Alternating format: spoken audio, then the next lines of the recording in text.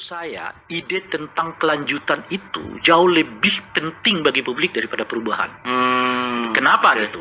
Anda mau berubah dari 80% orang yang puas, kan aneh juga tuh. Ya, betul.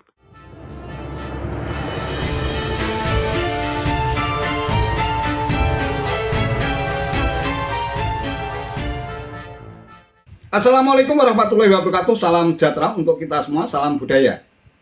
Sahabat-sahabat tercinta sebangsa dan setanah air yang sangat saya hormati, tingkat kepuasan publik terhadap kinerja Presiden Jokowi berdasarkan hasil survei bulan April 2023 yang dilakukan oleh Lembaga Survei Indonesia atau LSI mengalami kenaikan yang cukup signifikan sebesar 82%.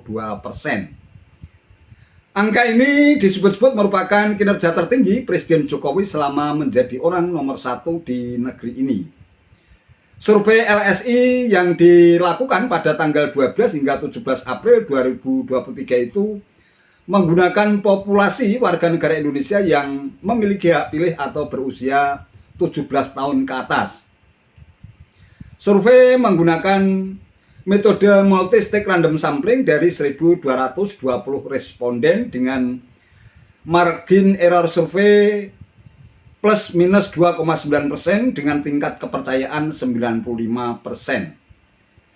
Sementara wawancara dilakukan dengan cara tatap muka.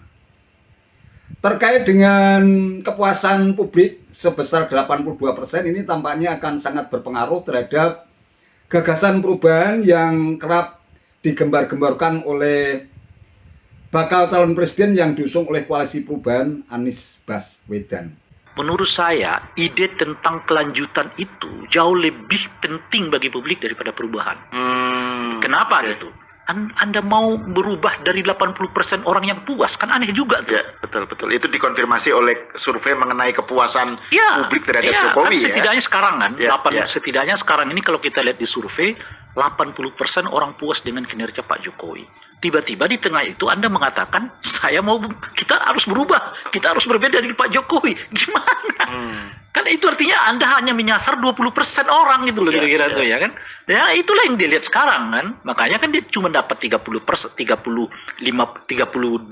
kalau dia berhadapan dengan Pak Prabowo gitu. Kenapa bisa begitu tuh? Karena nggak laku isu perubahan itu, isu antitesa itu di tengah tingkat kepuasan yang begitu tinggi kepada Pak Jokowi. Beda kalau misalnya tingkat kepuasan Pak Jokowi itu 60%. Atau misalnya tingkat kepuasannya itu kayak zaman SBY pada periode yang sama, Ray. Ya, yang kedua. Iya, menjelang akhir periode kedua kan SBY itu 30%. Ya, turun drastis. Gitu. Iya. Turun drastis. Sehingga orang butuh figur baru. Orang butuh figur yang berbeda. Perubahan itu jadi berbunyi gitu. Tapi kalau tingkat kepuasan orang pada kinerja pemerintah yang sekarang 80%, Anda menggaungkan perubahan, ya Anda memang mendapatkan sisanya itu. Yang Anda sasar itu yang 20% gitu loh. Bukan yang 80% gitu.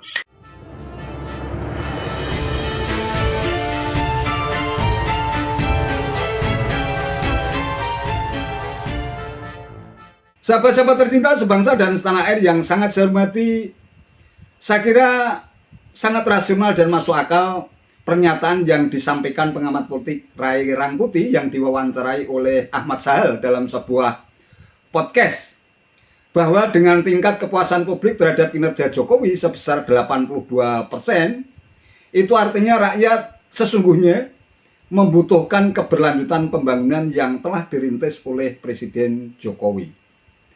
Kalau toh pada akhirnya Anies Baswedan memaksakan ingin melakukan sebuah perubahan, itu artinya Anies hanya mengikuti keinginan dan kehendak rakyat yang tidak puas terhadap kinerja Jokowi yang hanya sekitar 17,5% saja. Dan ini tentu saja jika dipaksakan, justru malah berpotensi menimbulkan resistensi atau perlawanan atas kehendak rakyat yang mayoritas justru menginginkan keberlanjutan program Presiden Jokowi. Tentu fakta berdasarkan hasil survei ini menjadi PR yang cukup berat, rumit bagi Anies Baswedan dan parpol pendukungnya, karena harus mencari-cari celah yang bisa digunakan untuk memperkuat formula gagasan yang ditawarkan. Kalau toh faktanya ada sebagian rakyat yang mendaki Presiden Jokowi diberi kesempatan untuk menjabat 1 periode lagi, itu juga bisa ditafsirkan merepresentasikan keinginan, harapan, dan kehendak rakyat bahwa selama memimpin negeri ini selama 2 periode ada perubahan besar yang begitu nyata dirasakan manfaatnya secara langsung oleh rakyat. Meski demikian, toh Presiden Jokowi tetap taat dan tunduk pada konstitusi, di mana seorang presiden maksimal hanya bisa menjabat selama 2 periode. Itulah sebabnya Presiden Jokowi sangat menginginkan penggantinya nanti benar-benar sosok yang tepat untuk melanjutkan semua program yang telah dirintisnya agar harapan dan cita-cita kita bersama menjadi negara besar dan maju dengan kekuatan ekonomi pada urutan keempat atau kelima di dunia pada saat Indonesia memasuki usia 1 abad pada tahun 2045 nanti benar-benar bisa terwujud. Meski demikian, toh sebagai negara demokrasi tentu negara tak pernah akan menghalangi setiap warga negara untuk menjadi seorang presiden sesuai dengan ketentuan yang berlaku. Silakan mengikuti kontestasi demokrasi setiap 5 tahunan. Persoalan dipilih rakyat atau tidak itu persoalan lain. Ada adagium yang mengatakan bahwa suara rakyat adalah suara Tuhan. Artinya rakyatlah pemilik kedaulatan tertinggi di dalam menentukan nasib masa depan bangsanya. Itu saja yang bisa saya sampaikan. Terima kasih atas perhatiannya. Wassalamualaikum warahmatullahi wabarakatuh.